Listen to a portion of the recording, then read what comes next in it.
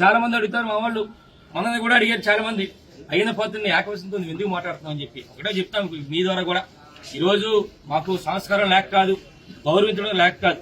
ఈరోజు నర్సీపట్నంలో మున్సిపాలిటీలో టౌన్లో ఒక పోరంపోకు ఏదైతే నేను హత్య చేశాను, పోలీసులు ఏం చేయలేకపోయారు, న్యాయస్థానాలు ఏం చేయలేకపోయి విరవీగుతున్నాడో, బయలు ఎక్కడ బతుకుతున్నాడో, ఈ రోజు దాంతో పాటు మాకు స్పీకర్ అయ్యన్న పాత్రుడు ఈ లెఫ్ట్ హ్యాండ్ నేనే, రైట్ హ్యాండ్ నేనే చెప్పుకుంటూ తిరుగుతూ మరి ఎంతో మందిని మరి అయ్యన్న పాత్రకే కాకుండా వాళ్ళ పిల్లలకి కూడా వాళ్ళ కుమారులకి కూడా నేనే అండ, నేను లేకపోతే లేదని చెప్పి ప్రగల్భాలకి ఈయన.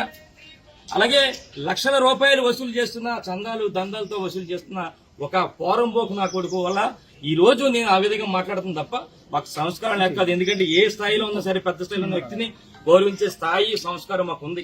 ఇలాంటి పోరంపోకు నా వల్ల మేము కూడా అలా మాట్లాడుతున్నాం. ఒకటే ఈ రోజు అడిగి చెప్తున్నాం ఈ పోరంపోకు నా కొడుకి, బాబు ఈ రోజు ఈశ్వరరావు అని కేసు పెట్టించాం, తప్పుడు కేసు పెట్టించాం, జైలు పంపిస్తామని చెప్పి చాలా ఆనందం పండొచ్చు, సునకానందం పండొచ్చు. కానీ ఒకటే చెప్తా మీకు, ఇవన్నీ కూడా త్వరలో రాబోయే రోజుల్లో మా ప్రభుత్వం వస్తుంది, ఇవన్నీ వడ్డీలతో సహా, వారి వడ్డీలు చక్రవడ్డీలతో సహా ఇవన్నీ కూడా నీకు చెల్లిస్తాం చట్టపరంగా అని చెప్పి మీ ద్వారా ఆ పోరంపోకు నా కొడుకు చెప్పడం జరుగుతుంది.